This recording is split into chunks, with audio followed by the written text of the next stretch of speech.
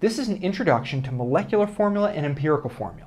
We'll talk about what they are, what the differences are between them, and we'll learn how you write an empirical formula when you're given a molecular formula to start with. Here's a molecule of the compound ethene. Let's see how to write a molecular formula and an empirical formula for ethene. Now, I often like to think of molecular formula as the regular formula, which you may already be familiar with. The molecular formula tells us how many atoms of each element are in a compound. So ethene here has two elements, carbon and hydrogen. For carbon, it has 1, 2, 3, 4 atoms, so we do C4. And then for hydrogen, we've got 1, 2, 3, 4, 5, 6, 7, 8 hydrogens. C4H8 tells us how many atoms and of what type are in this compound. Now, empirical formula over here is all about the ratio of different types of atoms in a compound. Okay?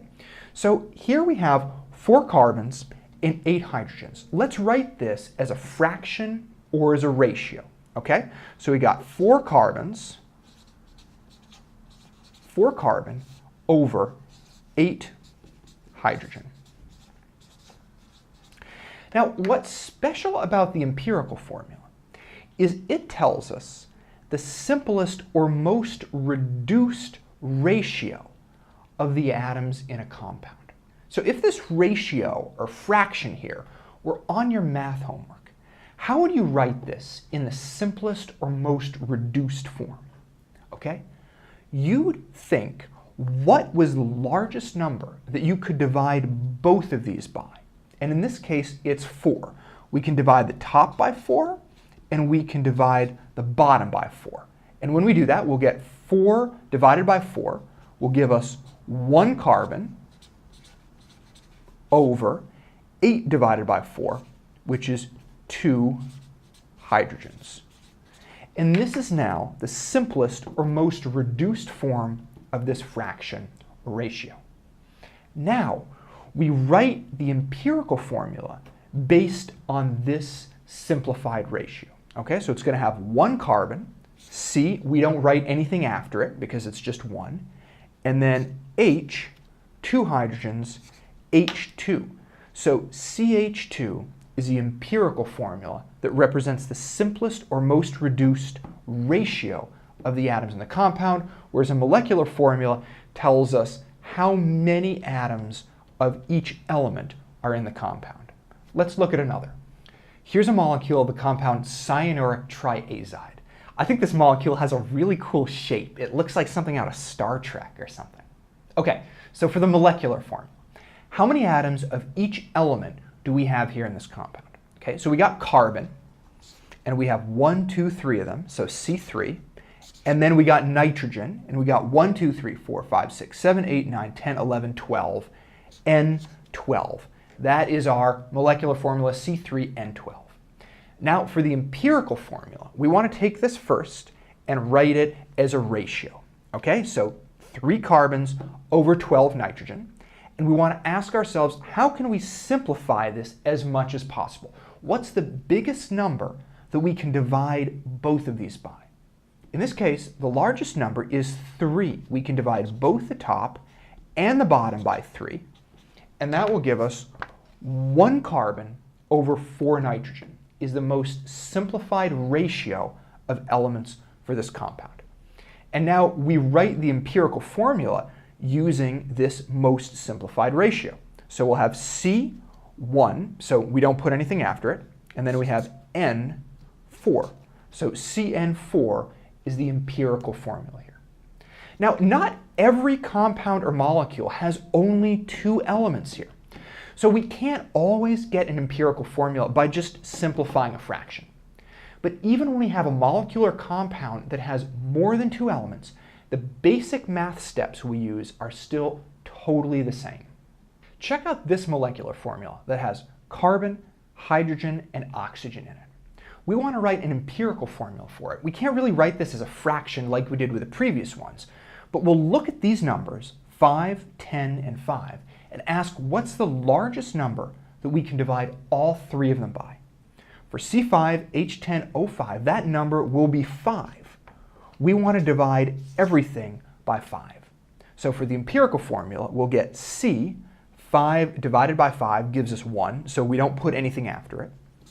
H, 10 divided by 5 gives us 2, so we'll do H2. And then O, 5 divided by 5 gives us 1 again, so we don't put anything after it here. So this is the empirical formula for this molecular formula. We just want to ask, what's the largest number that we can divide each of these subscripts by in the molecular formula to get the empirical formula? Now with some molecular formulas, you just can't simplify them anymore. For example, P3N5. Okay? There's no number that we can divide both of these by to simplify it further. The same is true for C5H12. There's nothing we can divide both 5 and 12 by. When this happens, we keep this in mind, that if the ratio of atoms in the molecular formula can't be simplified anymore, the empirical formula is the same as the molecular formula. So for P3N5, its empirical formula is P3N5.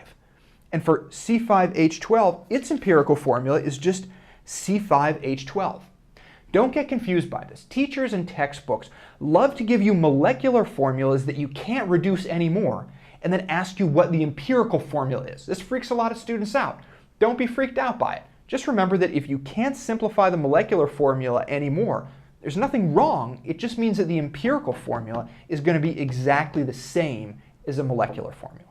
Now finally, I want to mention that many different compounds can all have the same empirical formula.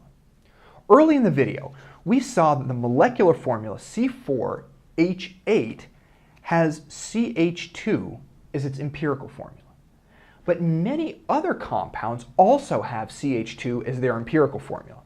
C2H4, C3H6, C5H10, and C6H12 all have CH2 as their empirical formula. The empirical formula, as we've said, is all about the most simplified ratio of atoms in a compound. So whenever we have a molecular formula with just carbon and hydrogen, where we have twice as many hydrogens as carbons, C2H4, C3H6, the empirical formula will always be CH2. So many molecular formulas can have the same empirical formula. Keep that in mind. So now you've learned about the difference between molecular formula and empirical formula. The molecular formula tells us the total number of atoms of each element that are in a compound, and the empirical formula is the simplest or most reduced ratio of those atoms.